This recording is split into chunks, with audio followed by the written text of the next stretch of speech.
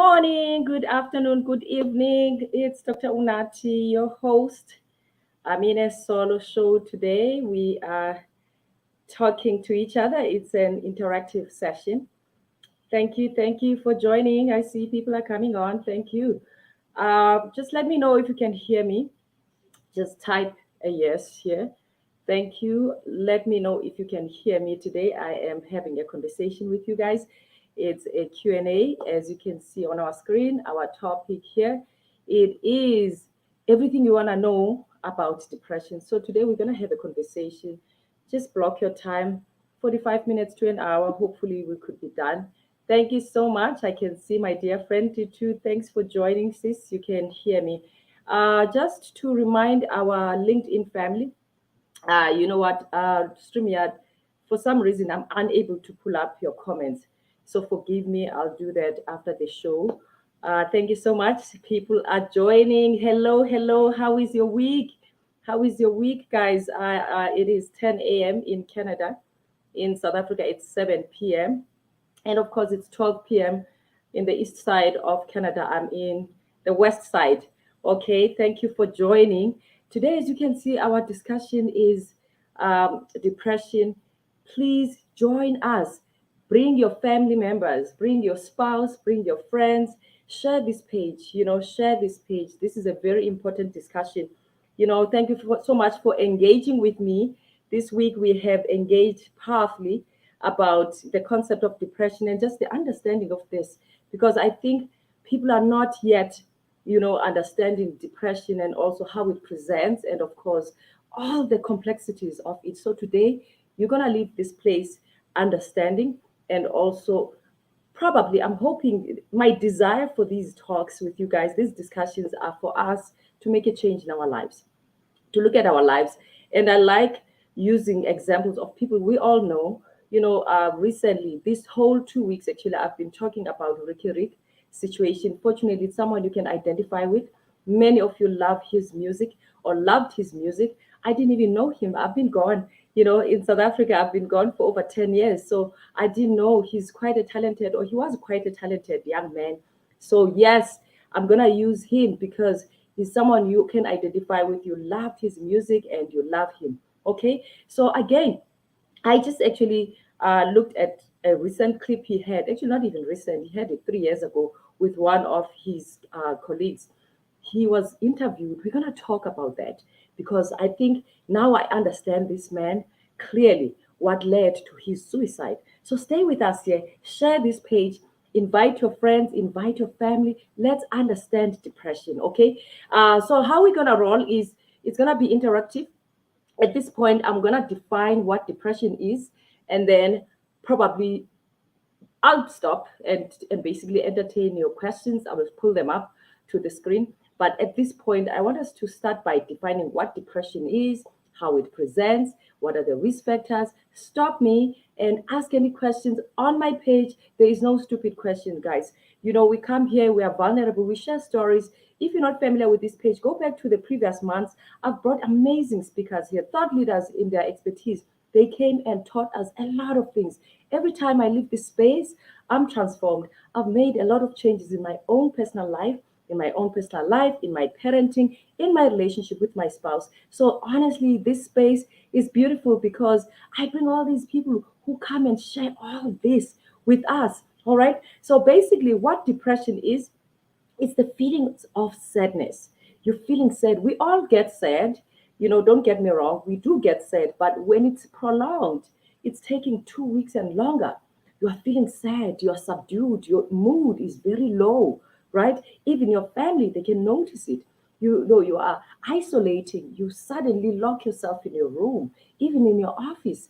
You're not going for lunches with other people, your colleagues. You used to love walking with your colleagues at your break time. You don't do that anymore, right? You have dark feelings. Suddenly you have these thoughts of darkness. You even are willing to even end it all. And that's why I want us here to leave this space being able to be compassionate when we talk of depression or anxiety, or probably when we hear of people who committed suicide, when they have reached that point of darkness, of no return. this is when people commit suicide. So you feel this darkness, a dark cloud over you. You have no desire on things you used to enjoy. You used to love playing tennis. You used to love going for movies. You used to love going on weekends. You love hiking. I can see in South Africa, you guys are enjoying hiking. You know, you don't like that anymore. You don't want to go. Your friends invite you. You have no desire. Hey, it actually even affects your sexuality, right? You have no desire. You have no libido. Your partner is getting concerned. You have no desire. And you don't necessarily have no reason sometimes of why am I not interested? And of course, we're going to talk about what could be the reason why you don't have a desire. So basically, depression can affect also your interest in sex, right? And of course, your concentration at work. Your colleagues are concerned about you. You submit, you are late for submissions. You cannot catch up with deadlines. And sometimes, if you are a person who drinks alcohol, you suddenly notice that you are drinking a lot more. And actually, you even get to a point where you are defensive. Your family, your friends, your spouse, your colleagues, they're getting concerned about the amount of alcohol you drink. And you even find yourself getting defensive. All right. And some people, they even, in medicine, we even say you have an eye opener in the morning before you go to work. You find that you cannot function without drinking because you are trying to numb. You're trying to numb yourself from this pain, this darkness you are facing. All right. So these are the things that are very common. And of course, even your sleep is disrupted. You find that you are sleeping a lot more or even less. This pain, this emotional pain, is keeping you awake at night. Even your appetite, you're not eating a lot. You're eating a lot or you're eating less, right? You are losing weight. People are starting to get concerned. What is going on? Why are you subdued? Why are you withdrawn, right?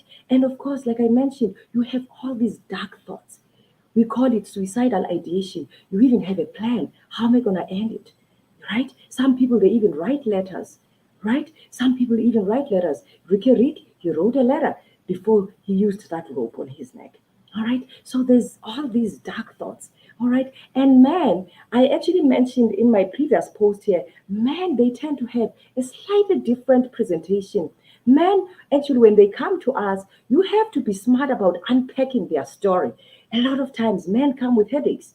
When they come, if there's any colleague here or any nurse who is here watching us, watch those symptoms. When men come to you complaining of headaches or back pain, doc, I have upset stomach. I don't know, I'm losing weight. I don't know what's going on with me. I have this back pain, I have headache. Check that blood pressure too, because a lot of times depression is usually due to maybe a prolonged stress. We are going through a pandemic, guys. We have not grieved the losses we've had here. In the last 2.5 years, people lost jobs, people lost family members. So we are grieving. This is a collective grief. The pandemic itself has caused us so much pain. All right. And now it also caused depression to many people.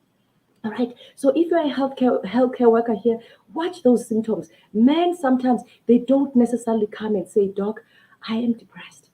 I'm sad almost every day. And all these symptoms are occurring for a period of 2 weeks or longer. So if you have such symptoms and that period, like I said in the beginning, we all get sad, right? We all get sad. But this, if it's taking longer, it's 2 weeks and longer, please go see a doctor. You know what? We are here, all of us, for a purpose. I would like you guys to tell me here a yes. Tell me if you have found your purpose. Have you found why you're here? Why you are here? Have you asked yourself, God, why did you bring me here? And remember this, our parents were the vehicles, were the messengers of bringing us here. We're going to talk about our parents here actually, so that you can probably have a shift. I would like us to leave this place with a shift. Remember, I said our parents are our vehicles or our messengers to be here. Sometimes our parents, they show up in the manner that we did not expect. When we are babies, we come to this world, our parents are our first interaction. The first thing, automatically, we are born to interact with our parents. We are born to find safety in our parents, but sometimes they don't show up. All right. And a lot of times when our parents don't show up the way we expected them, in our little 2 month old selves, We're expecting, we want to interact, we want those smiles, we want those giggles from our parents, but they don't show up. Sometimes actually they are struggling. So I want us, when we leave this space, if you have something against your mother, yourself, you have something against your father, I would like us to think twice about having that dark thought towards him or her. I think at some point in his or her life, something happened to him or her. Okay? Something happened to him or her. That's why he showed up or she showed up the way he or she did to you. Okay? So for 2 weeks, you are showing up with all these symptoms and you want to hand it on sometimes. So now we're probably interested. What are the causes, doc? Why am I feeling this way? So in medicine, we have come up with the way we can describe how or probably what the risk factors are in medicine, I mean in depression. So we call it a biopsychosocial cycle. What it means is this biospot is things that are biological. It could be a medical condition. All right? COVID. Some people nearly lost their lives during that period of pain, of fear of death. You could get into depression, or your family, they could be depressed because of seeing this imminent death that is facing them. So something like that, COVID, HIV. I want to bring all these practical examples that are familiar to you. HIV. There's parents, or there's families, or there's colleagues, there's people that we live with that have not accepted this diagnosis. Maybe you struggle with that. You don't have anyone to share this with. All right. There's people in the past, before I left South Africa 10, 20 years ago, people were called and they were told on the phone, you have HIV. Boom. Just like that. You are not prepared to hear such news. This is going to be a life changing diagnosis. This is going to change how you view life. But I'm grateful for science and medicine. Things have changed. In the last 10 years, I was impressed. I came to an HIV conference in Cape Town in 2016, and I was happy to hear this, that mother to child transmission now is even below 5%. That's powerful. So I want people here who live with HIV to look at HIV as any chronic disease, like diabetes, like high blood pressure, lots of all these illnesses. People live for years with it. All right. So I would like people, when they test positive for HIV, get on it. Take that medication. And I hear that nowadays there's only one pill to take. And there's even preventative measures now. So much has happened. I'm quite impressed with what the scientists have done with HIV. So things like HIV, cancer. We have young people now diagnosed with breast cancer, cervical cancer. There's so many other illnesses, chronic diseases like heart failure, because your life is going to change. All right? Your quality of life is changing. You are suddenly given this diagnosis. Now, this is where now the Ubuntu, we have in our culture, we have something we call umntu ngumntu ngabantu. This is where now this comes to practicality. Who do you have around you? That's why I'm saying, if you're a parent here watching us, you have your daughter, your son coming to you sharing that, Mom, Dad, I'm diagnosed with HIV. Open those arms, open your heart. This journey is going to be long for your child. Okay? This journey is going to be long. He's going to need your love. She's going to need your love, your support. A lot of times, people with HIV, they die early because of the loneliness, the feelings of, I'm alone in this. And that's why we start seeing them doing drugs. They're trying to numb this pain. They're starting to numb this pain. They don't have anyone. In Xhosa, we say, Baba ngamalolo. Ubali lolo. You are a loner. You suddenly find yourself in this corner, in this dark corner, alone. All right? Friends leave you. Sometimes even spouses. I'm going to talk specifically about our continent in Africa, where patriarchy is roaring. Some men have left their wives after the diagnosis of HIV. So you can imagine when you are left alone with that diagnosis and that dark cloud over your head. So these are the things that people live with. All right? These are the things. I want us, when we leave this space, to live with a different view of humanity, of compassion. And of course, I'll go back to parents. If your parents did not show up the way you expected, you want to look back and probably have a story with them. Go and ask, what happened to you, mama? What happened to you, dad? You know, come with that compassionate approach. Ask them what happened to them. You'd be surprised the suffering they had. Many of people were abandoned. You know, I admire and also cherish our grandparents. A lot of grandparents today, they've taken over. A lot of grandparents today, they are taking over and parenting grandchildren. But does that leave that grandchild with no questions? A lot of them are questioning their parents. Where were you when my grandfather took over? Where were you when my grandmother took over? All right. Some people had teenage pregnancies. You were just starting your university, or you were in high school. You unfortunately you got pregnant. You are 16. You are a child yourself. So who's gonna take over? Automatically, it could be your aunt. It could be your mother. Some people were raised by their step parents. Some people are raised by their aunts, by their uncles, by their grandparents. They are questioning, where were you, mama? Mom, where were you? Dad, where were you? I've made decisions in life today. Today I am a loner today. I cannot relate with people. I cannot keep relationships. I'm scared to commit in relationships because I feel that I was abandoned as a child. I don't feel like I deserve to be loved. I don't deserve to be here. That's why a lot of times, children as young as 8 years old, I had a patient that died at 9 years old. She committed suicide.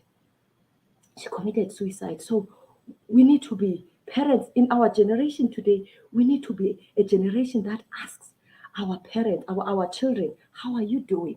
Have you asked lately, how is your child doing? Do you know what she likes or what he likes? The games he likes to play, she likes to play. Do you know his friends? Do you know who she hangs out with? Right? Have you noticed why is your child withdrawing lately? How are you relating with your child? How is your story from your own childhood? How are you parenting this beautiful child you have? All right.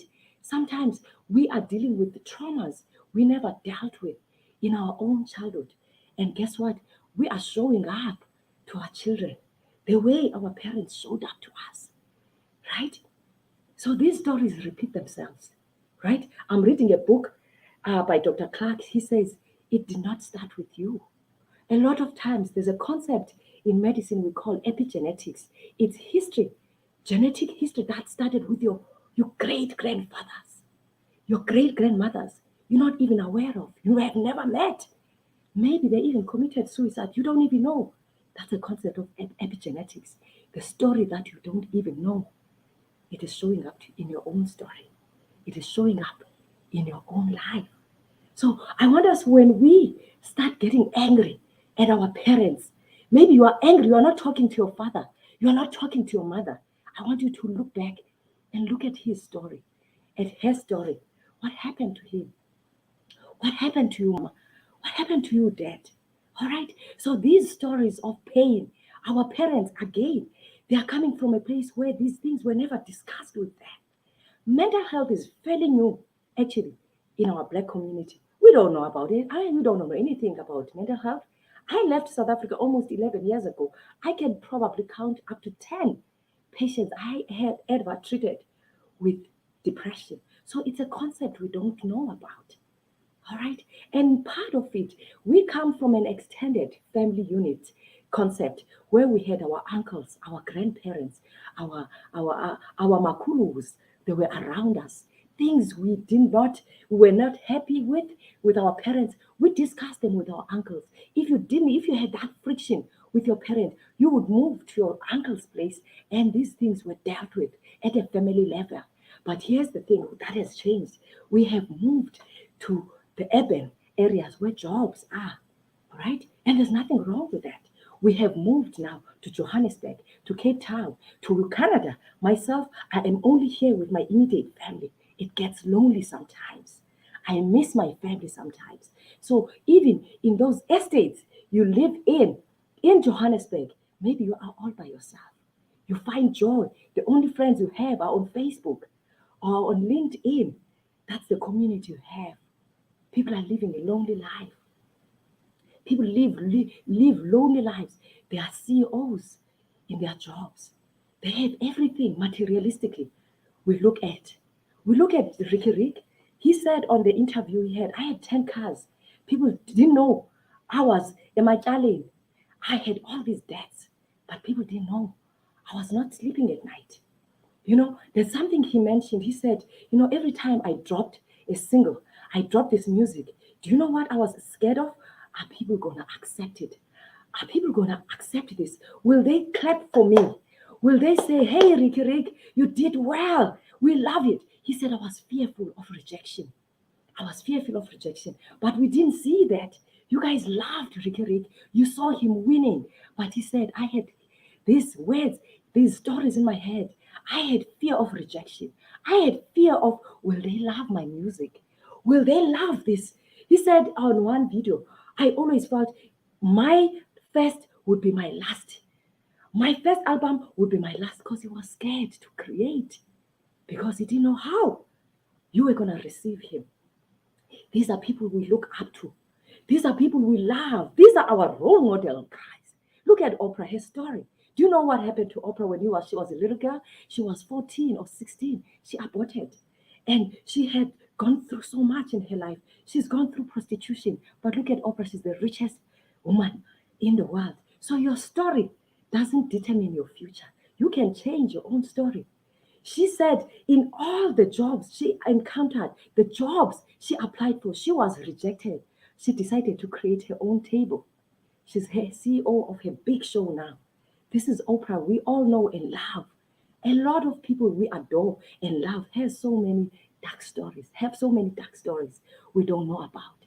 And some of them have shared these stories with us. All right. So I talked about the biopsychosocial effect, the medical conditions. All right. Sometimes it's medication you are taking. There's people that have rheumatoid arthritis. We treat them with biologics. The name of medications we use in those conditions are biologics. But those biologics can be hard on your system and they can be debilitating. You could be depressed from that. Okay, I'm bringing this because I've had a lot of people bringing in the concept of religion to this. And people say, if you kill yourself, then that is the biggest sin. God will never forgive you. So, what do we say to a person who has a biochemical imbalance? Because also, the biological aspect of depression, you could have an imbalance. We have hormones, neurotransmitters in our brain that are called dopamine, the serotonins. Some people are low in those chemicals. What do we tell those people? Are we going to say they have sinned? Are we going to say that? What did they do? Did they choose to have those low levels?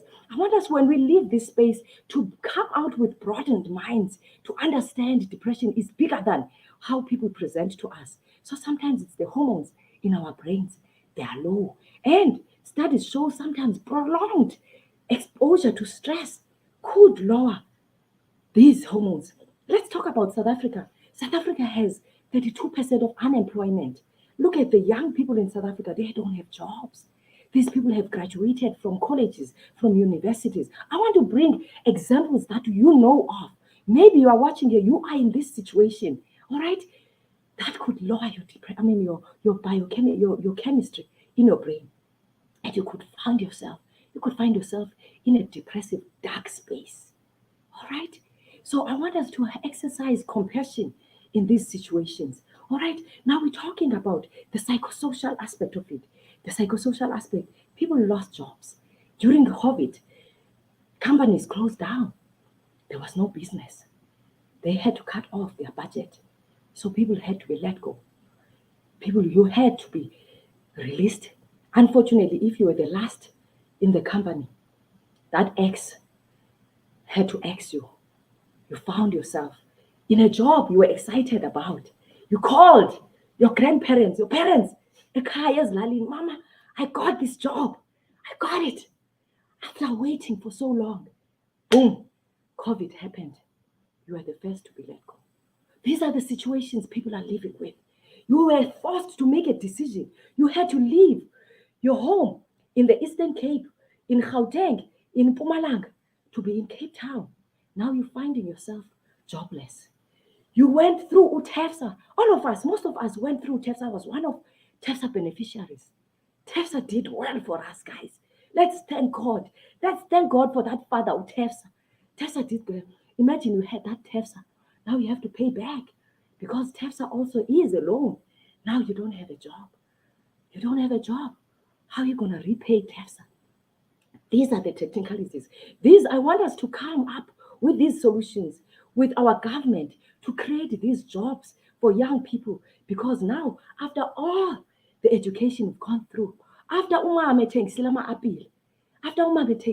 many of parents in South Africa are single parents. They are raising their children with the little they can provide. You know, I always hear people say South Africans are lazy. That's a lie. Our parents go to Esdendini, go 3 XN. I've seen people in Nigeria, that city, that country, they don't sleep. In and out. People are trading.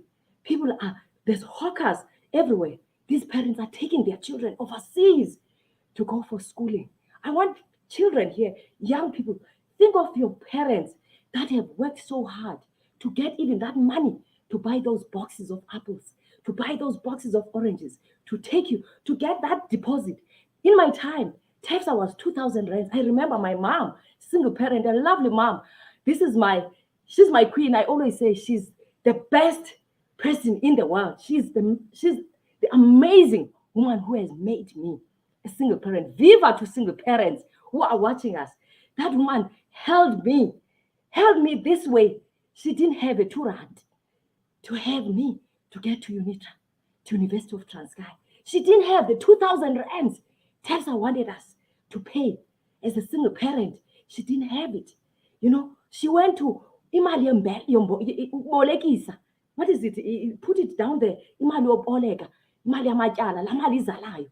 Oh, thanks to our single parents, I am here today because of my mother. Because of my mother. I'm a doctor today because of that single parent. She withheld her own dreams as a single parent. She took off to UK. There was my sister behind me. As a single parent, she had to make a decision to leave South Africa she loved, where her family was. She said, I had to go. I had to leave to provide for my children. Single parents, viva to you. I want to congratulate viva to single parents. Nizingwenya. I'm talking about single parents right now. And I'm not ignoring the children that were born to families that had an absent father or an absent mother. You know, we talk of, sometimes we think as children who were raised by single parents, we think they had it all together. The children that are raised in families where there's a mother and a father, and those children, they wish they were raised by a single parent. They wish they were raised by a single parent. Sometimes we don't know people's stories until we listen to those stories. There's people that grew up with both parents, but they wished they grew up with one parent because their father, their mother was absent physically or emotionally. All right? So these things, when we start looking at other children from other families, we need to be careful of wishing what they had. In the previous video, I mentioned that there's 3 children growing under the same roof with the same parents, but they are experiencing them differently. Parents, be careful of favoritism. It has killed a lot of children. They are dying silently. Be careful how you treat your children under the same roof. Children, they experience their parents differently. We see it all the time. Children, there'll be child number 1 who experiences his parents or her parents beautifully. Child number 2, she felt she couldn't wait to leave home. Child number 3 maybe was molested by the father, or was molested by the brother, or was molested by her cousin, or was molested by a teacher, or was molested by a neighbor. All right? These are the things that, guys, people live with, and they never shared these stories. They never shared it with their friends, with their own parents, with their own friends, or with their spouses. Today, we see divorce rate high because probably you cannot show up completely. You cannot ukuzinikezela to your partner because every time the word sex to you is a scary thing because you were molested, you were raped continuously by your father, by your brother.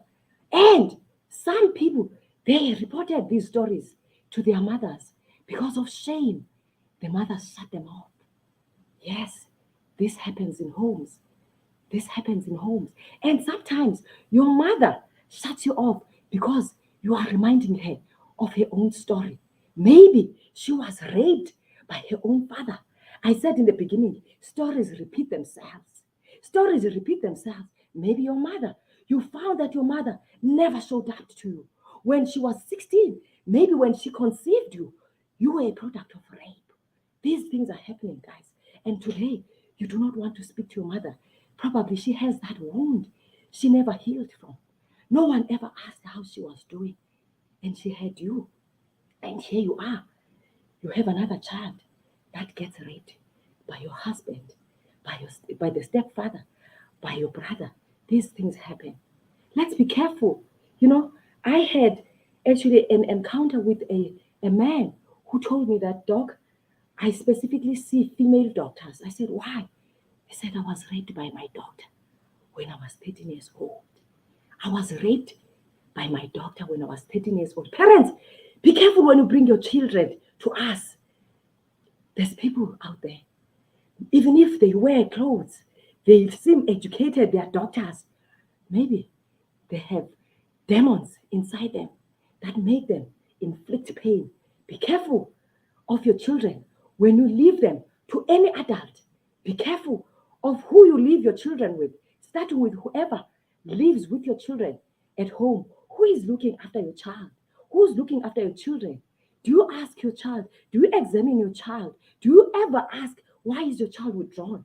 Or you get mad at her, or you get mad at him and say, Aganasmil. Why is your child suddenly withdrawing from you? Why is your child suddenly withdrawing from your husband or from your brother or from your new partner? Maybe something is happening. You don't know. These are the things we need to be aware of, guys. These are the things people don't want to talk about. All right. So these are the things we need to be aware. We need to be an awakened generation of parents that are very conscious. I have this book for you, which I'm gonna share with you. This book changed my life. I'm gonna put it down for you guys so that you can look at your parenting styles. Look at how you yourself in your own childhood, the patterns you did not like in your own childhood, maybe they are showing up in your own parenting. You're probably showing up the way your parents showed up to you. There's something our brains are familiar with. They go back to the normal. That's why today we see people, be careful when you judge people who go back to abusive partners. Maybe they were abused as kids. They were raised by narcissistic parents. They keep attracting those as narcissistic partners now. You wonder, she has it all together for herself. He has it all together for himself. Let's not ignore men that are abused by women, right? They are attracting abusive partners. Maybe they were raised by abusive parents. Your brain goes to the familiar. You go what is familiar to you. You attract the familiar. If you raise your kids to be loving, to be respectful, to be kind, your children will most likely attract that for themselves. All right? If you were raised by angry parents who were fighting all the time, where there was alcoholism, where there was drugs, most likely you might attract that for yourself. Look at the children who are in jail. You look at those kids, a lot of them, they are coming from dysfunctional families. There is no father in that family, maybe. Or there was abuse. They ran away from home and they made bad choices. The world was ready to receive them. The world is a cruel place where we live in. We need to be careful with these gifts we are gifted with. These children, the world is ready to receive them. They are ready. People out there, they are ready to receive our children with drugs, right? With sex, right? With alcohol. We have to be careful, guys. I remember before I left South Africa, I worked in a hospital. Most of you will know this hospital, Fort England Hospital. It's in Grahamstown. I had this young girl who just fell in love with me. She was so attached to me. She felt like I was her mom. She said, "You know what, doc? My mom, she works in the parliament. Every time I study in one of the high schools here, the VG. There's so many beautiful schools in Grahamstown. She said, I come, I'm one of the students here. Every time I call my mom, she's very busy. She asks me, how much do you want? She thinks when I call to just say hello, mama, she thinks, how much do I want? This kid was struggling with drugs. She was 14 years old. You know, so we need to be careful as we navigate this life. Life is so difficult. I always feel sorry for the generation we are in because we are alone. Our parents are not there. Our parents are in the villages. We are alone in these estates. We are raising our children alone. So you need to build that community for yourself. You need to build that community for yourself. If, unfortunately, you are in a situation where you are raising your children alone, there's something I always say. My favorite thing I always is tell single parents, find an uncle or an aunt for your child you have no relationship, a romantic relationship with. Your children deserve consistency. They deserve continuity. They deserve love. All right? So find that for your child. Find that uncle you aspire when you look at his principles. You look at how he shows up to his family, how he handles himself, how he loves his wife, his children. Find that. We still have amazing men in this world. We still have amazing women in this world that could hold our children if you happen to be in that situation where you are left by a partner alone to raise those children. I always say, children, they want to be loved, they want to be heard, they want to be listened to. If you could find that safety pad for your children, as like I said, find someone you have no romantic relationship with because you do not want your child, when that relationship ends, your child also breaks up with that person. He or she gets hurt like you are when that relationship ends. So you want consistency. You want that continuous love. Already remember, your child is already bruised by the fact that she or he is not being raised by his father or by his mother. All right? I want to talk to also step parents. Show up to those stepchildren. They are a gift. All right? I know it's a very complex dynamic, that one. But when you enter a space where you find this man or this woman with his children, you are entering a space where you are saying, I'm going to take you all with your package. That space is not for everyone. I always say that. That space, if you know you are not that type of person with that abundant love, stay away from those men and women because you do not want to injure those children. Those children come to our rooms injured by step parents or sometimes injured by their biological parents who are finding themselves having to choose between a step parent and your child, right? These two cannot compare each other. They have a special place in your heart. These two can never compare each other. If you are not ready to be a step parent, stay away from that relationship from the word go. If you know yourself, you are not fit for such journey. Stay away from that man and that woman because you do not want to inflict another pain to those children. They are already hurting. They are already asking themselves, why are you not with my mother? Why are you not with my father? They do not deserve another pain from you.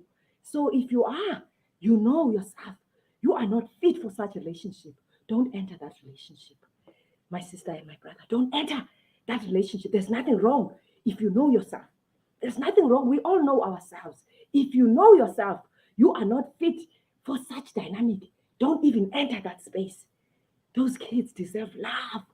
Those kids deserve understanding. They deserve someone who's going to understand and embrace them. All right? All right, guys. So there's also psychological issues, guys. People, again, I said it. broken relationships. There's something we call in medicine broken heart relationships. Those people who are out there playing others. You need to understand there's something called broken heart syndrome, where literally people have a mini heart attack from being broken hearted, from the pain you caused them when you're breaking their heart, when they trusted you with their heart, when they showed up vulnerably, brought their heart to you for you to love and embrace them. And because of your own demons, you break their heart. There is something called broken heart syndrome, where people have mini heart attack from just being broken hearted. How many people get broken-hearted every day? People today, we say they are angry. They are bringing pain from previous relationships. You wonder why they're showing up the way they're showing up. You wonder why at work people could never relate with them. Maybe at work people cannot relate with you. You are scared. People are scared of you. You know, you are a COO, you are a bossy COO, you are a narcissist, you are a bully in your workplace. Maybe at home, you are unhappy. You know, your husband, your wife, you are not having a peaceful home. You bring it to your workplace. People have all these dynamics in their homes, right? People have all these dynamics. So healing is a journey. It's a journey we all need to go into. A lot of us, we have stories we never shared with anyone. You have a story you never shared with your spouse. You have a story you never shared with your parent, and it's haunting you. When I look at Ricky Rick, I was so heartbroken when I listened to a video. This man, he said he wanted to be out before he was 26. That is not normal for anyone to want to be out. There's something not right there. He said, I admired Tupac. I wanted to be like him. I wanted to die like him. There's a problem right there. Now the question is, what are the stories this young man has? What is his childhood like? How was his childhood? How was his childhood? Right? So these stories we tell ourselves and we show up to the world. We want to come here and win. People who have gone through so much in life, they come here to win. They want to show the world, I want to win. I don't want the hurt my parents caused me. They go hard, they win, but they are hard on themselves sometimes. Failure to them, they are allergic to failure. They don't want to fail. They are hard on themselves. They judge themselves. And failure is part of the journey. We have to fail. They are scared to try new things. Many of you, you want to be in the position I'm in. You want to start that show. You want to share your stories, but you are scared to start it because you are scared to be judged. There's people who are hung on to your story of your childhood. There's people, there's people in this world that are still stuck in our stories we had in our childhood. Maybe we have dark past. There's people that are still holding those stories and they don't know your story changed. They don't know your story has changed. But you are guilty. You are judging yourself. You don't want to show up because you are scared. They know your story. Show up with that story. You could be the healing pad for a person who shares a similar story, who are still scared to show up. Okay? I always say people who are still in love, who are romanticizing my past, or who are romanticizing who I was before. Woe unto you. Tell them, woe unto you. I'm a new creation now. I have started new things, things that build me. I am changing lives in the world, right? So I want to see people telling their stories. Use your pain. Use your pain. Let's have more post-traumatic success stories. All right? Let's have all those stories. Let's change lives with our stories. I always change lives with my story where I came from a single parent. All right? A single parent who dreamt big things for us. She did. She prayed for us. She still does. Be that praying parent for your children. We never stop. We never stop praying for our children. It doesn't matter if your child is 30 or 40 or 50. You don't stop praying. Let me give you a secret. 3 o'clock, 3 a.m. That is the meeting you must have with your God. 3 a.m. God understands weeping. I always say, I don't cry. I weep to God. That's the communication that I have with my God. I weep to God. That is the secret I give to parents here. Weep to God. Secret hour is 3 o'clock. Choose an hour you want to choose. But the secret hour to pray for you. Ungamncami umntanakho. Don't ever give up on your child. Don't ever. Maybe you are watching here, you have your child in jail, in prison. Don't give up on your child. Pray for your child. Sometimes those places are the places that will rehabilitate your child to come out empowered, changed, changed like a new leaf. All right? Let's not judge people's past. Let us not judge people's past. Let us not hold on people's past. We don't know what God used a lot of people with dark pasts in the Bible, and they changed lives. Those people, they changed lives. So woe unto you if you are still holding on a person's story you know of. Woe unto you, right? That person is progressing, even forgot about that story. It has been erased. She has a new life. She has a new body. She has rewrote her story or his story. All right? So here's the thing about depression. When people have depression, they start numbing themselves. What do? They start numbing themselves with drugs. All right? They numb themselves with alcohol. They numb themselves with sex.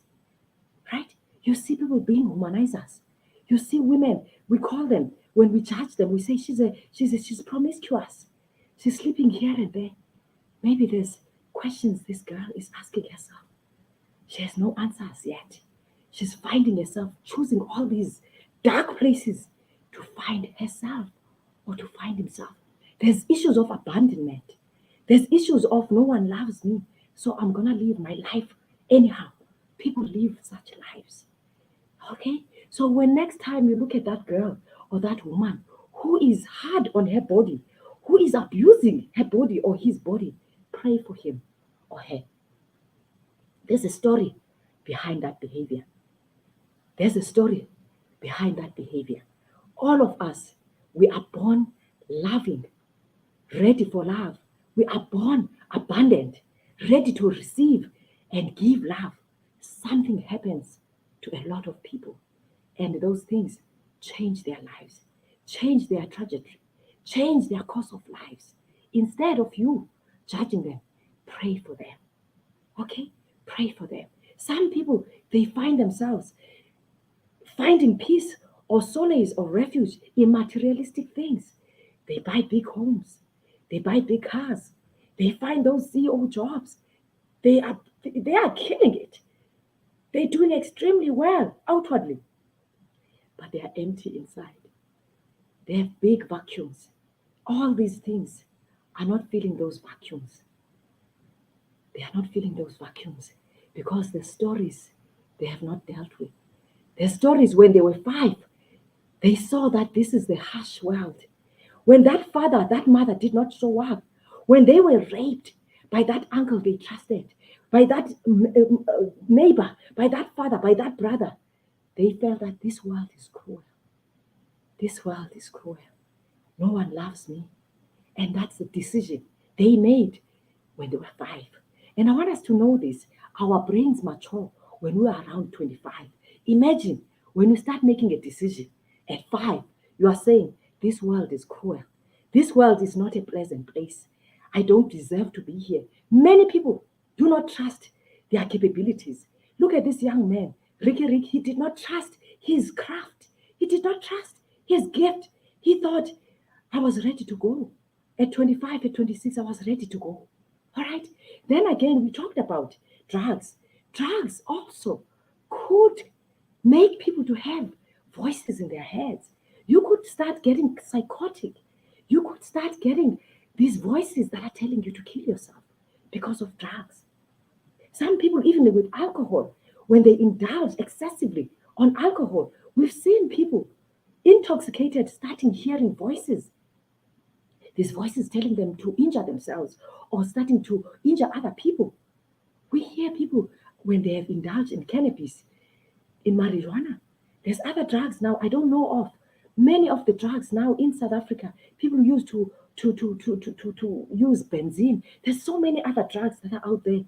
Those drugs have damaged their brains, right? People start hearing voices. People start, a person whom you used to see clean suddenly is walking down the streets unkempt, right? Has not taken a shower, no baths, because something happened to him or her. When we start laughing at these people, I want us to leave this place with compassion. Things happen to people, guys. People, things happen to people. A lot of things have happened to people. These things they have never shared with anyone. They are scared to be judged, right? Okay, so sometimes we have depression with psychotic features. You start hearing voices. You start seeing things people are other people are not seeing. All right, this is where now it's important for those that are around you who care about you to bring you to the hospitals, to the doctors, because at that moment you cannot make decisions for yourself. You cannot make decisions for yourself. You have no insight of what's going on. So before we laugh at people, we need to start asking what is going on with him. I even quit saying what's wrong with you. Now, what I say, what happened to him? What happened to her? Why is he or she showing up like this? All right? Something happens to people. All right? So there's also family history. Many people don't even know there's an uncle or there's a parent who had maybe schizophrenia or who had depression. So there's also family history that contributes to you having depression. All right? So all these things, when people start talking about unama demon, I want you to leave this place knowing that there is no such a thing. People, things happen to people. All right?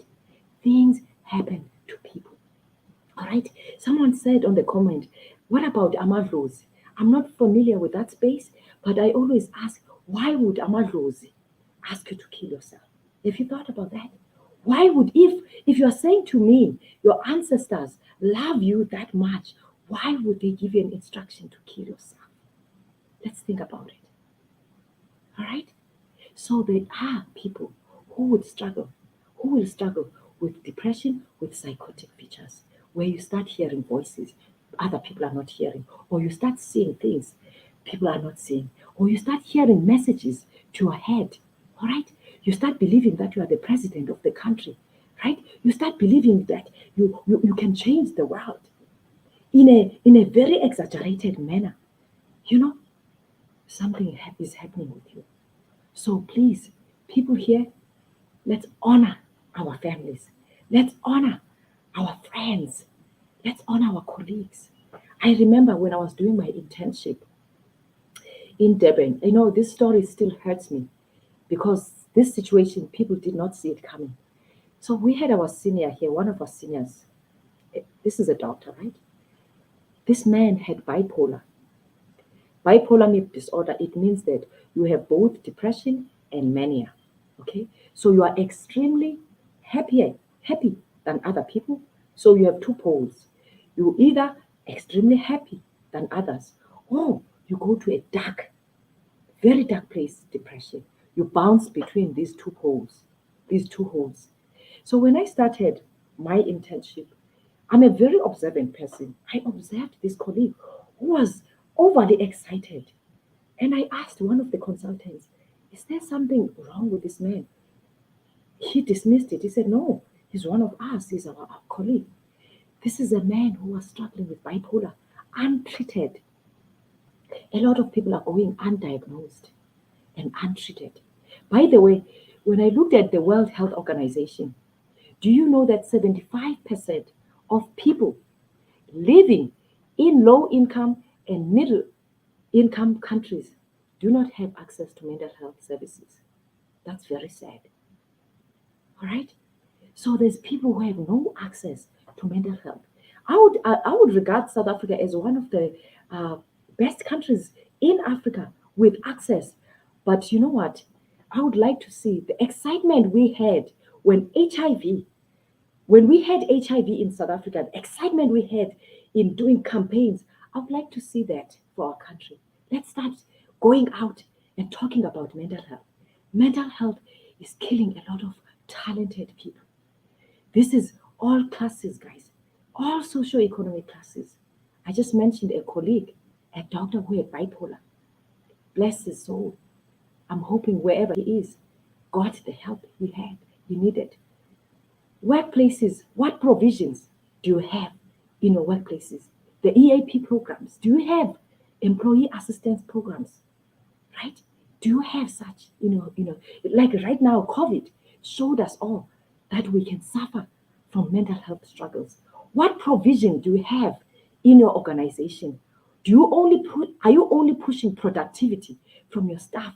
What provisions right now do you have for your members? All right? Are you only pushing for numbers? Or you are also pushing for their well-being? All right? So we need to start the zeal, the excitement we had when HIV happened in South Africa. I want to see that. I want to see that. I want to see. I can't wait to see when we are sitting in tables having lunch to say, you know what, I'm struggling. I have depression.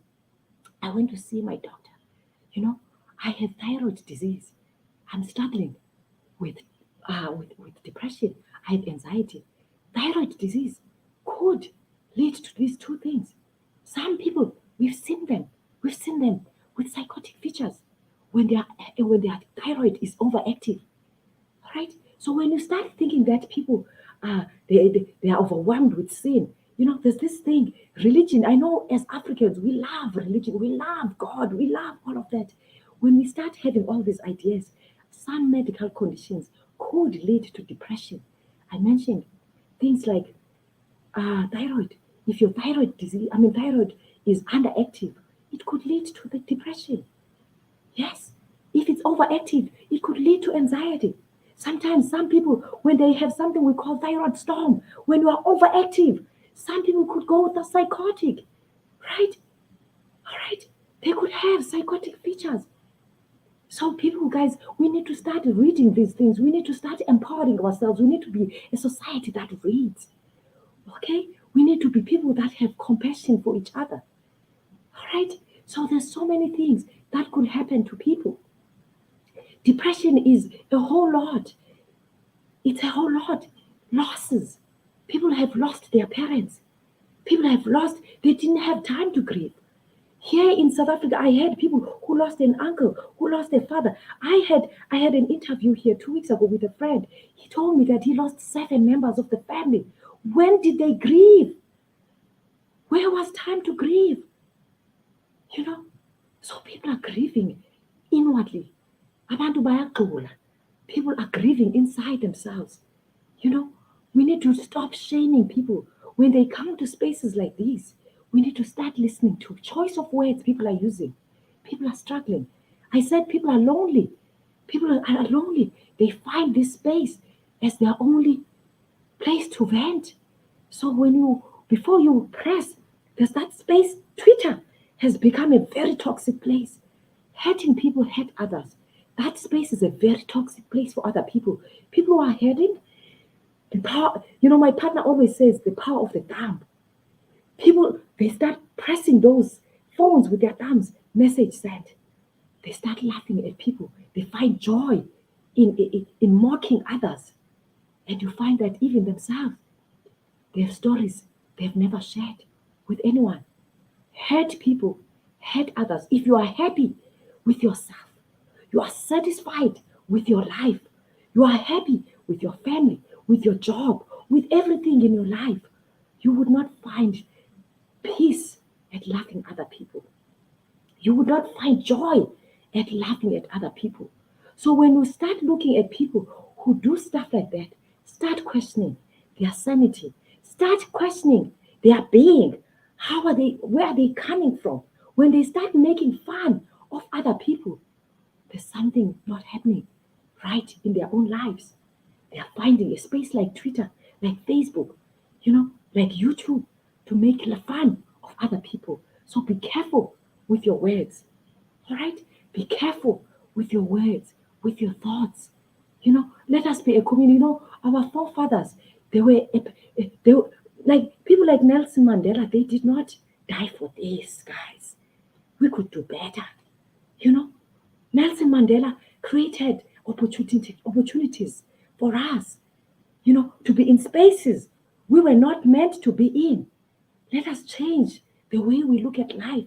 Let us be a society that is compassionate for each other. Let us be a society. South Africa has one of the highest rates of suicide, of crime, of mental health, of alcohol consumption. What is wrong with our country? We are hurting. We are hurting. We are bleeding. What are we going to do to help each other? Let's go back to Ubuntu. Ubuntu, guys. Ubuntu, umntu ngumntu ngabantu. All right? Many people, I was listening to Simpue Dana's interview. She said, I'm scared to run outside. I'm scared to run in my community. I'm scared because people are murdered. In South Africa, during Women's Month, in August, women are murdered. What is wrong with our country, guys? What is wrong with us? So hurt people, hurt others. All right? Hurt people, hurt others. So you're probably wondering, so Doc, what are we gonna do? If I'm depressed, if I have all these suicidal thoughts, what am I gonna do? Let's find the source. Let's find the source. Maybe it's a story from your childhood, right? Maybe you are in an abusive marriage. Maybe you're in an abusive friendship. Maybe you are in an abusive parent-child relationship. Protect your peace. Reach out to healthcare professionals. There's help out there, guys. Don't suffer in silence. No one deserves to die. No one deserves to die. We are all here to be and to showcase our gifts. One time I was listening to a man here on Facebook. He said, many people are in graveyards with untold stories. They died with their gifts, with their talents. They were scared. They were shamed. They were shameful. They never shared their stories. Because we're a society that laughs at people. People are scared to share their vulnerabilities. Never leave this earth with your untold story. Don't ever leave this world with your untold story. Your story could change life in Nigeria, in Uganda, in China, right? In Canada, in America, right? Don't ever leave this world with your untold stories. And let us be a society that have 1,000 ways to listen. There's a book I'm reading, 7,000 ways to listen. We need to have some people, the way they express themselves is their actions, their behaviors. They don't say a thing. It's their actions. Maybe they are drinking a lot more. They are doing drugs, right? They are engaging in high-risk behaviors, all right? Teenage pregnancies, right? There's so many things hurting people do to themselves. They are hurting themselves. They are hurting their families, right? Hurt people, hurt others, and they hurt themselves. All right, guys? Let us be a society that has compassion. Let us be a society that looks at another person and says, what happened to her? What happened to him? Let us be a society that reaches out to the other person instead of making fun of, right? Let us be a society that says, I'm going to help this person although I don't know him or her. All right? Let's pray for each other, right? Let's encourage each other to seek help. Psychologists are there. Social workers are there. Counselors are there. Each country has free hotlines. They are 24/7 for you to reach out, right? I'm going to post them here, some that I know of. But reach out to your hotlines. Speak to your doctors. Speak to your nurses. Go to the hospital. Reach out. No one deserves to die, guys. All right? No one deserves to die. I look at most countries in Africa. The average age, their average lifespan is 40s, is 60s. Where I live, it's 80s, guys. Life is beautiful. All right? Life is beautiful. Let us be a community. Let us have a sense of community where we could help each other. Right? Life is beautiful. Life doesn't have to be beautiful because of material. You know, life is beautiful by having those people that are around us, the people that we can laugh with. There's a study by Harvard. It's over 70 years. They have studied people for 70 years. Some of them have passed on now. The simple things that make us is happiness. How do we become happy? Relationships. The relationships we build for ourselves, right? Let us be society that embraces relationships, right? Maybe today you are not speaking to your father, to your mother, to your aunt who wronged you. Maybe it's time for you to reconsider that relationship and ask what happened to her. What happened to him? Something happened to him or her. Maybe your father did not show up to you. Something happened to him. Maybe his father never showed up to him. South Africa has one of the highest populations of single parents. A lot of parents are raising their children alone. We have a broken society. We need to ask why.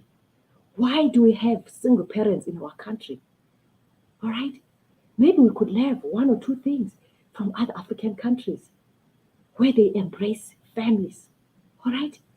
Apartheid didn't help us either. Our families were dispersed. Our great grandfathers were dispersed. They went to the mines, and that actually progressed to our fathers. Now their fathers, they are breeding their sons who do not want to show up to their kids. They are breeding to their daughters who are not showing up to their children. It's not only men who are not showing up, even women are not showing up to their children. This is happening equally. Okay? So we are a society that is bleeding. We are a society that is hurting. We need to look at again our governments. We need to challenge our governments, guys. We need to be a society that challenges our governments. Let us demand for things for our countries. Basic needs. Mental health is a basic need. All right? Yes. There are services, guys. Reach out. Don't suffer alone. Maybe you have that story you never shared with anyone, with your spouse, with your children.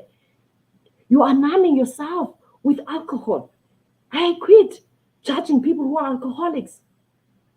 Even at work, alcoholism is a disease, guys. Alcoholism is a disease. Yes, it is a disease. So next time when you start judging that colleague, employers, when you start wanting to send that firing letter, have you asked that story from that man, from that woman who is not showing up, who keeps bringing those sick notes? Have you asked what is going on with him or her? Many losses right now. All right, guys. So there's so many things that are happening in people's lives. Before you send that text, before you send those ugly words, just stop, think, and act. Maybe it could be that last word you said to that person could be that word that sends him or her to that poison, to that rope, to that gun, to that bridge, to those pills, right? People now have had it with COVID. People now they are going on reserve. Let us be a society that nurtures compassion, peace, love. If we claim we are Christians, I'm going to talk about Christianity because I am. The fruit of the Spirit, the love, the joy, the peace, the kindness. What happened to that, guys? All right. So as we close, I want to honor you for staying with me here. Look at your own story. Look at your mother's story. Look at your father's story. Maybe it's time. This video might be the time where you're going to reconnect with your father you have not spoken to for 20 years, for 30 years. Maybe you were angry. Granted, you were angry. You felt abandoned. All right? You felt abandoned. Something happened to him or her. No one who came from a healthy background would abandon a child. No one who came from a stable background would abandon his or her child. Something happened to him or her. Maybe today this will actually rewrite your story. Maybe your mother, your father is sitting in that corner, scared to approach you. You are both scared. You want to reach out to each other, but pride is coming between you. Maybe it's that time to reconnect. All right? Maybe it's that time to reconnect with that friend, to reconnect with that brother, to reconnect with that sister. All right? Maybe in your parenting, you're going to reevaluate how you are doing things. This video is not to guilt anyone, but is for us to look at our parenting. What happened to our own stories? How do we heal from our own stories so that we can be better parents to our children? Denial is not going to help us, right? Denying what happened to us is not helping us. As a parent, it's not helping you. It's also not helping your workplace. It's not helping your relationship with your spouse, with your partner. It's not working with your. It's not helping your friendships. It's not helping the society. This basically, it basically spreads, guys. It's a ripple effect, right? So when we heal from our stories, we heal our nation, and then this place would be a better place for us to thrive and encourage each other, and not to find ourselves finding joy at inflicting pain to each other. All right, all right. So this is an invitation to all of you, to all of us. If you know you have all these stories I have shared here, it's time for you to heal. Healing journey is a journey as it is. People who go for therapy, and when you have heard these stories, these untold stories, seek help. Seek a psychologist, a counselor that has a background in trauma treatment. Or you could start somewhere, right? Start somewhere, right? And I know that a lot of times we have used church as our place of refuge. Yes, there is a role church could play, but they are not trained. Your pastors, most of them, are not trained to be our counselors. Our pastors are not counselors, guys. They are not psychologists. When you have a broken leg, you go see a doctor. You go see a doctor, an orthopedic surgeon, to fix your leg. When you have a broken tooth, when you have infection in your teeth, you go see a dentist. When you have acne in your skin, you go see a skin doctor. Why, when you have depression, you want to go to church and only pray? And this is not to diminish the role of church. We have found solace and refuge in prayer. I applaud us for doing that. But let us heal from our wounds. All right? Let us heal from our untold stories. All right? Okay? So when we just put a band-aid, when you put that plaster on that wound, you are not debriding it. You are not unpacking it. Unfortunately, it shows up in many avenues. It shows up in your relationship. Many people have situations where they could have been prevented. People have divorced. People have broken relationships. People, all these damages that occurred because of past pain, right? People were dismissed unfairly at work because of pain, right? People who were like friendships, many friends left you because how you come across. No one wants to be lonely, guys. All of us, I'll tell you this, myself included, we want to be heard, we want to be validated, we want to be loved. Those three things, those are the basic fundamental needs of humans. We want people to love us. We want to be heard. We want to be validated. We want people to say, Snatty, you did well there. All right? We want all of that. Don't lie to yourself and say, I don't care if someone likes me or not. You are lying to yourself. All of us want to be loved and be liked. But it doesn't take away the self love that we need to continuously do, the continuous work that we need to do. We need to heal from our inner child, right? A lot of people have not healed from their inner child. Those wounds you never chose, right? You never chose your background. You never chose your parents. I said in the beginning here, our parents were our vehicles to get here. Our parents were messengers to get here, right? Yes, this is how I viewed my story. My father was the vehicle to get here. Okay? So this is how, guys, we need to heal from our stories. Seek help. Go for that psychology therapy. All right? Many people feel the feelings of abandonment. They don't think they deserve to be loved. They are scared to open their hearts to relationships. People are scared to open their hearts to their spouses. All right? Some people have never heard their parents say, I love you. And we come from a culture where our parents didn't necessarily say, I love you, but their acts showed they loved us. But today, our kids, they want to hear it from us, guys. Be that if you've never hugged your child, tonight go and hug your child. Tell how much you love your child, guys.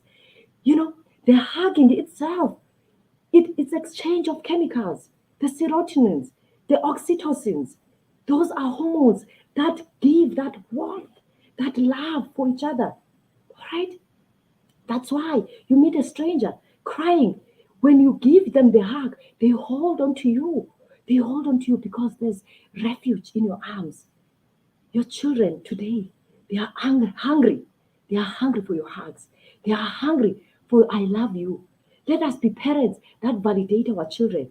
Let us be parents when your child gets that 80%, maybe that 60%. Don't ask him or her what happened to that 40%. Why did you bring that 80%? Maybe that's his or the best he could perform. Right? Let us not breed children that are feeling I am not enough.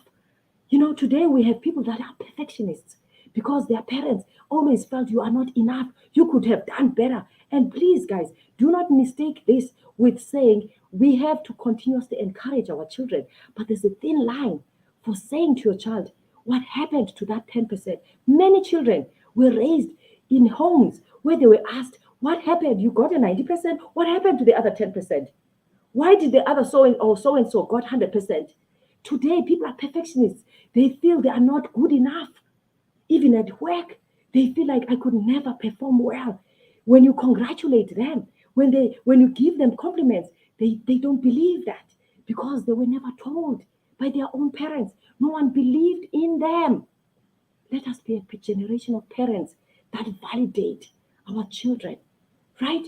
What do you tell yourself when you stand in front of your mirror? When your 3-year-old, when your 5-year-old is listening to you, what words do you tell yourself? What narrative do you tell yourself? Right? We need to start changing the words we say to each other. I have affirmations I say to myself in the morning. It's in my car, it's in the morning, to my children, to my spouse. I say all these things because, like I said, all of us, we want to be validated, guys. All right? They say that back to me. I love hearing that. My love language is love, is words of affirmation. My mother didn't even realize that's how she raised us. She didn't even know. I don't even think she knew anything about words of affirmation. But that's the language I can relate to. When I've done good, I like to be told. It makes me feel good, right? It makes me feel good. We must be a generation of parents that understand our love languages. Also, understand our partners' love languages.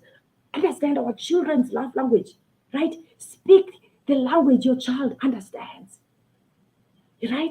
There's words of affirmation, there's gifts, there's physical touch. We all want all of those things, right? Right? There's spending time, quality time, all these things. Dr. Chapman puts it nicely on his book. Let us be a generation that wants to understand the people that are important in our lives, our friends, right? Our spouses. When was the last time you told your partner, I appreciate what you do for our family, right? I appreciate what you do every day. The waking up and doing our snow. I appreciate that. I appreciate you taking our kids to school. I appreciate you cooking for us. I appreciate you taking the kids to the park. I appreciate what you bought our children. Those are the little things, guys. Those things go a long way. All right? It doesn't have to be expensive things, guys. Words. We build or we destroy with our words, right? It could just be little things. So let's start nurturing those little things. You're going to see the change in your child's behavior, right? Start nurturing. Let's start telling how much you are so proud of your child, how much you are blessed to have her or him as a parent. I just say those things randomly to my kids. I'm so blessed to have you as my child. Thank you for choosing me. I love being your parent, right? So these are the little things that could take us far in life. All right, guys. Thank you so much. I really appreciate you staying here with me. May this be something that you'll take it home to look into your life, to look in the relationship of your friends, your parents. What has gone wrong in your relationship? Maybe it's time for you to reconnect, right? And restore those relationships. All right? Right? Restore, rekindle those relationships. All of us, we want to be loved. We want to be nurtured. We want to be heard. We want to be validated. We want people to be kind towards us. All right, guys? I love you so much. Thank you so much for being here with me. And again, God bless you. God bless. I bless everyone who is struggling right now. All right? I bless everyone who's struggling, who is choosing his or her life every day to be here. You are stronger than you ever thought. You are stronger than you ever thought. Seek help. There is help out there. All right, guys? There is help out there. Right? Let us be a society of Ubuntu. Let us be a society that forgives. Right? Let us be a society that loves. Right? Let us be a society. You go to a text and you start striking a conversation with people there. You don't know the hope, right? You could live in that taxi. It doesn't have to be money, guys. It could be just a smile. I remember a few years back, a colleague said to me, "You are always smiling." I said, "Yes, smiling to me means a lot to the people around me. I choose to smile. I choose to spread love around me." It's a choice, guys. We choose our lives. Yes, some people did not choose the lives they are leading today, but there is hope to turn around your life and you can rewrite your story. May you rewrite your story. Suzincama. Don't give up on yourself. Don't give up on your child. Don't give up on your sister. Don't give up on your brother. Something happened to him or her. Something happened to him or her, right? May this conversation we've had here be something that you'll hold close into your heart. Write it in your heart, right? May you rewrite your own story. May you rewrite your child's story, right? May you rewrite your friend's story. May you rewrite your ex story. Maybe it's time for you to forgive him or her and understand where he came from. This is not to justify irresponsibility, but what I want us to know, things happened to people and they showed up the way they did to you, right? They hurt you unintentionally because they were broken themselves. They were hurt. Hurt people, hurt others. Hurt people, hurt others. All right? So may this be a blessing to you guys. And I'm hoping for you guys things, breakthroughs in your life this year. I'm praying for breakthroughs into your life. I'm speaking life into your businesses, into your dreams, into your plans. I'm speaking life. Be people that speak lives to your lives. Speak life, speak existence to things you are dreaming of. All right? Whatever we dream of in our thoughts, we become. Right? The thoughts we have in our heads, we bring them forth with our actions, with our behaviors, with the things we say to others. All right? So let's nurture positivity around us. Spread that positivity. God bless. I love you all. Take care.